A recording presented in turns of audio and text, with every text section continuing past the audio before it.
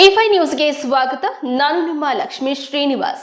ಮಾಲೂರು ತಾಲೂಕಿನ ಮಾಸ್ತಿಯಲ್ಲಿ ದಾಖಲಾತಿ ಆಂದೋಲನ ಮತ್ತು ಕೆಪಿಎಸ್ ಶಾಲೆಯ ಪ್ರಾರಂಭೋತ್ಸವ ಕಾರ್ಯಕ್ರಮವನ್ನು ಶಾಲಾ ಶಿಕ್ಷಣ ಇಲಾಖೆಯ ಕ್ಷೇತ್ರದ ಶಿಕ್ಷಣಾಧಿಕಾರಿಯಾದಂತಹ ಚಂದ್ರಕಲಾ ಅವರು ಉದ್ಘಾಟನೆ ಮಾಡಿದ್ದಾರೆ ಮತ್ತು ವೇದಿಕೆ ಮೇಲಿನ ಗಣ್ಯರು ಸಾಥ್ ನೀಡಿದ್ದಾರೆ. ನಂತರ ಚಂದ್ರಕಲಾ ಅವರು ಮಾತನಾಡಿದ್ದಾರೆ. ಈ ಕುರಿತು ಏನು ಮಾತನಾಡಿದ್ದಾರೆ ಬನ್ನಿ ನೋಡ್ಕೊ ಬರೋಣ. ಈ ಒಂದು ಮಾಸ್ತಿ ಕರ್ನಾಟಕ ಪಬ್ಲಿಕ್ ಶಾಲೆ ಒಂದು ಒಳ್ಳೆಯ ಒಂದು ದಾಖಲಾತಿ ಇದೆ. ಈ ದಾಖಲಾತಿ ಮುಂದೇನೂ ಇರಬೇಕು. ನಾನು ಸುಮಾರು 2 ವರ್ಷದಿಂದ ನಮ್ಮ BO ಮೇಡಮ್ ಹತ್ರ ಕೇಳ್ಕೊಳ್ತಾ ಇದ್ದೀನಿ. ಇದೇ ವೇದಿಕೆಯಲ್ಲಿ 4-5 ಸಲ ಕೇಳ್ಕೊಂಡಿದ್ದೀನಿ. ಕಾರಣ ಏನಂತ ಹೇಳಿದ್ರೆ, ವಿಶೇಷವಾಗಿ ನಾನು ಎಲ್ಲ ಊರವ್ರ ಪರವಾಗಿ ನಾನು ಕೇಳ್ಕೊಳ್ತಾ ಇದ್ದೀನಿ. ನಮ್ಮ ಶಾಲೆ ದೂರ ಎಲ್ಲೋ ಒಂದು ಊರಿನ ಒಂದು ಬೇರೆ ಕಡೆ ಇಲ್ಲ, ಬಸ್ ಸ್ಟ್ಯಾಂಡ್ ಹತ್ರ ಇದೆ, ಮೇನ್ ಮುಖ್ಯ ರಸ್ತೆಯಲ್ಲಿರೋ ಕಾರಣ ಎಲ್ಲ ಮಕ್ಕಳು ಬಸ್ ಸ್ಟ್ಯಾಂಡಿಂದ ಇದು ಬರುವಾಗಲಿ ಊರಿಂದ ಬರುವಾಗಲಿ ಮುಖ್ಯ ರಸ್ತೆ ದಾಟಿ ಹೋಗಬೇಕಾಗುತ್ತೆ. ಆದ್ದರಿಂದ ನಮ್ಮಲ್ಲಿ ಸುಮಾರು 3-4 ವರ್ಷದಿಂದ ದೈಹಿಕ ಶಿಕ್ಷಕರಿಲ್ಲ. ಈ ಒಂದು ಸ್ಟ್ರೆಂತ್ಗೆ ದೈಹಿಕ ಶಿಕ್ಷಕರು ಸುಮಾರು ಅಂತ ಹೇಳಿದ್ರು 2-3 ಬೇಕೇ ಬೇಕು. ಇನ್ನು ಅತಿ ಹೆಚ್ಚಾಗಿ ಒಂದು ದಾಖಲೆ ಆಗ್ತಾ ಇದೆ. ಒಂದು ಶಿಕ್ಷಕರಲ್ಲಿ ಭಯ ಏನಿದೆ ಅಂತ ಹೇಳಿದ್ರೆ, ಒಂದು ಮೇನ್ ರೋಡಲ್ಲಿ ಸ್ಕೂಲ್ ಇರೋದ್ರಿಂದ ಯಾವ ವೆಹಿಕಲ್ ಮಕ್ಕಳಿಗೆ ಏನಾಗುತ್ತೋ ಅಂತೇಳ್ಬಿಟ್ಟು ಒಂದು ಭಯ ಇದೆ. ದಯವಿಟ್ಟು ಇಲ್ಲೇ ಆಶ್ವಾಸನೆ ಕೊಡಬೇಕು. ತಾವು ದಯವಿಟ್ಟು 2-3 ಸಲ ಹೇಳಿದ್ದೀರಿ, ಆದರೂ ಯಾವುದೇ ದೈಹಿಕ ಶಿಕ್ಷಕರು ನಂಗೆ ಬಂದಿಲ್ಲ. ಹಾಗಾಗಿ ಮಕ್ಕಳೇ, ದಯವಿಟ್ಟು ನಾನು ನಿಮ್ಮಲ್ಲಿ ಕೇಳ್ಕೊಳ್ಳುವಂಥದ್ದು, ಮಕ್ಕಳಲ್ಲಿ ಒಂದು ದಿನ ತಪ್ಪಿಸ್ದಂಗೆ ಶಾಲೆಗೆ ಬರೋದಕ್ಕೆ ಪ್ರಯತ್ನವನ್ನು ನೀವು ಮಾಡಬೇಕು. ಮಕ್ಕಳು ಏನು, ಮಕ್ಕಳ ಕರ್ತವ್ಯ ಏನು? ಮೊದಲನೇದಾಗಿ ಒಂದು ದಿನವೂ ಶಾಲೆಗೆ ತಪ್ಪಿಸ್ಕೊಳ್ದಂಗೆ ಶಾಲೆಗೆ ಬರಬೇಕು.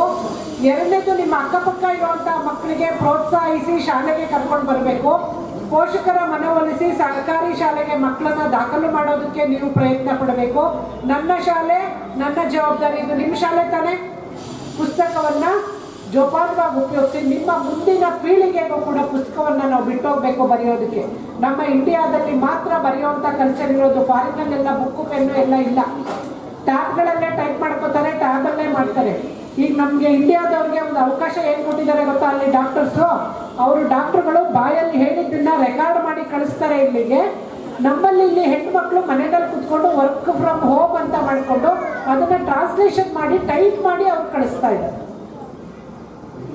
ಬರೆಯೋದಕ್ಕೆ ಅವ್ರಿಗೆ ಟೈಮ್ ಇಲ್ಲ ಅಂತೇಳಿ. ಹಾಗಾಗಿ ಬರೆಯುವ ಬೆಳವಣಿಗೆಯನ್ನು ಬೆಳೆಸ್ಕೊಂಡ್ರೂ ಕೂಡ ನೀವು ನಿಮ್ಮ ಕಾಲ ಮೇಲೆ ನೀವು ನಿಂತ್ಕೊಳ್ಬೋದು. ಅರ್ಥ ಆಗ್ತಾ ಇದೆ? ಇದು ಬರೆಯೋದನ್ನ ಕಲಿಬೇಕು, ತಪ್ಪಿಲ್ಲದಂಗೆ ಬರೆಯೋದು, ಸ್ಪೆಲ್ಲಿಂಗ್ಗಳು ತಪ್ಪಾಗ್ದಂಗೆ ನೋಡ್ಕೊಳ್ಳೋವಂಥದ್ದು. ಹಾಗಾಗಿ ಮಕ್ಕಳೇ, ದಯವಿಟ್ಟು ಹೇಳ್ತಾ ಇದ್ದೀನಿ, ಸರ್ಕಾರಿ ಶಾಲೆಗಳನ್ನ ಉಳಿಸಿ ಬೆಳೆಸಿ ಅದನ್ನು ನಾವು ಮುಂದುವರಿಸ್ಕೊಂಡು ಹೋದರೆ ನಿಮ್ಮ ಮುಂದಿನ ಪೀಳಿಗೆಗೆ ಸರ್ಕಾರಿ ಶಾಲೆಗಳು ಉಳ್ಕೊಳ್ತವೆ, ಇಲ್ಲ ಅಂದರೆ ಇರೋದಿಲ್ಲ. ಹಾಗೆ ವರಲಕ್ಷ್ಮಿ ಮೇಡಮ್ ಅಲ್ಲಿ ಒಂದು ರಿಕ್ವೆಸ್ಟು. ಸರ್ ಹೇಳ್ತಾ ಇದ್ರು ಮೇನ್ ರೋಡಲ್ಲಿದೆ ಶಾಲೆ, ವೆಹಿಕಲ್ಗಳು ಜಾಸ್ತಿ ಅಂತ.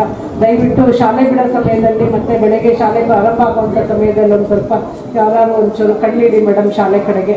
ಮತ್ತು ಹೆಣ್ಮಕ್ಳು ಗಂಡ್ಮಕ್ಳು ನಡ್ಕೊಳ್ಳೋಂಥ ರೀತಿ ಹೊರಗಡೆ ನಮ್ಮಲ್ಲಿ ನಮ್ಮ ಶಿಕ್ಷಕರು ಹೆದರ್ಕೊಳ್ತಾರೆ. ಬಟ್ ನನಗೆ ಆ ಥರ ಹೆದರಿಕೆ ಇಲ್ಲ. ನಾನು ಎಲ್ಲೇ ಯಾವ ಟ್ರೈನಲ್ಲಿರಲಿ ಬಸ್ಸಲ್ಲಿರಲಿ ಎಲ್ಲಾದರೂ ತಿದ್ದೋದಕ್ಕೆ ನಾನು ರೆಡಿ. ನನಗೆ ಭಯ ಆಗೋದಿಲ್ಲ. ಯಾಕಂದರೆ ನಾನು ಬೆಳೆದಿರೋದೇ ಹಾಗೆ. ಗಂಡು ಮಕ್ಕಳು ರೇಗ್ಸಿದ್ರೆ ಕೊಂಡ್ಪಟ್ಟೆ ಇಟ್ಕೊಂಡು ನಿಂತ್ಕೊಂಡ್ಬಿಡ್ತಿದ್ದೆ ಮಕ್ಕಳೇ. ನಿಜ ಹೇಳ್ತಾ ಇದ್ದೀನಿ ಮಕ್ಕಳೇ, ದಯವಿಟ್ಟು ನನ್ನ ಕಾಲ ಮೇಲೆ ನಾನು ನಿಂತ್ಕೋಬೇಕು, ನನ್ನನ್ನು ನಾನು ದುಡ್ಕೋಬೇಕು, ನನ್ನ ಜೀವನವನ್ನು ನಾನು ಮಾಡಬೇಕು ಅಂತಂದರೆ ಬೋಲ್ಡ್ ಆಗಿ ಬದುಕೋದನ್ನು ಕಲಿಬೇಕು, ಧೈರ್ಯವಾಗಿರೋದನ್ನು ಕಲಿಬೇಕು. ಹೆಣ್ಮಕ್ಳಾಗಲಿ ಗಂಡು ಮಕ್ಕಳಾಗಲಿ ಕೆಟ್ಟ ಆಲೋಚನೆಗಳನ್ನ ಬಿಟ್ಬಿಡಿ. ಮೊದಲು ನಾನು ನನ್ನ ಸೆರಗಲ್ಲಿ ಅನ್ನ ಕಟ್ಕೋಬೇಕು, ಆಮೇಲೆ ನನ್ನ ಉಳಿದೆಲ್ಲ ಜೀವನದ ಸುಖ ಸಂತೋಷಗಳನ್ನ ನಾನು ಪಡ್ಕೊಳ್ತೀನಿ ಅಂತ ನೀವು ಯೋಚನೆ ಮಾಡಿದ್ರೆ ಮಾತ್ರ ನಿಮ್ಮ ಕಾಲ ಮೇಲೆ ನೀವು ನಿಂತ್ಕೋತೀರಾ.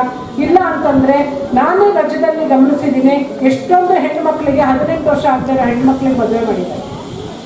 19 ವರ್ಷ 20 ವರ್ಷ ಸೆಕೆಂಡ್ PUC ಫೇಲ ತಗೋ ಮದುವೆ ಮಾಡಿ. ಆ ರೀತಿ ಜೀವನವನ್ನು ಹಾಳು ಮಾಡ್ಕೊಳ್ಬೇಡಿ ಮಕ್ಕಳೇ. ದಯವಿಟ್ಟು ನಿಮ್ಮ ಕಾಲ ಮೇಲೆ ನಿಂತ್ಕೊಳ್ಳೋದು, ನಿಮ್ಮ ಸೆರಗಲ್ಲಿ ಅನ್ನ ಕಟ್ಕೊಳ್ಳೋದು ಅಂದ್ರೆ ಏನು? ಕೆಲಸಕ್ಕೆ ಸೇರಿ ಸಂಬಳವನ್ನು ತಗೊಳ್ಳೋದು. ಪ್ರತಿ ತಿಂಗಳು ನಿಮ್ಮ ಕೈಯಲ್ಲಿ ಸಂಬಳ ತಗೊಂಡಿರೋದನ್ನ ನಾನು ನಿಮ್ಮ ಸೆರಗಲ್ಲಿ ಅನ್ನ ಕಟ್ಕೊಳ್ಳೋದು ಅಂತ ಹೇಳ್ತಾ ಇದ್ದೀನಿ. ಅರ್ಥ ಆಗ್ತಾ ಇದೆಯಾ? ದಯವಿಟ್ಟು ನಿಮ್ಮ ಕಾಲ ಮೇಲೆ, ನಾವೇನೀಗ ನಮ್ಮ ಕಾಲ ಮೇಲೆ ನಿಂತಿಲ್ವಾ ಅಂತ ನೀವು ಯೋಚನೆ ಮಾಡ್ಬೋದು. ನೀವು ನಿಮ್ಮ ಕಾಲ ಮೇಲೆ ನಿಂತಿದ್ದೀರಾ, ಆದರೆ ನಿಮ್ಮ ಅಮ್ಮ ದುಡ್ದು ತಂದು ಹಾಕಿದ್ದನ್ನ ತಿಂದು ಬದುಕ್ತಾ ಇದ್ದೀರಾ ಮಕ್ಕಳು. ಅರ್ಥ ಮಾಡ್ಕೊಳ್ಳಿ.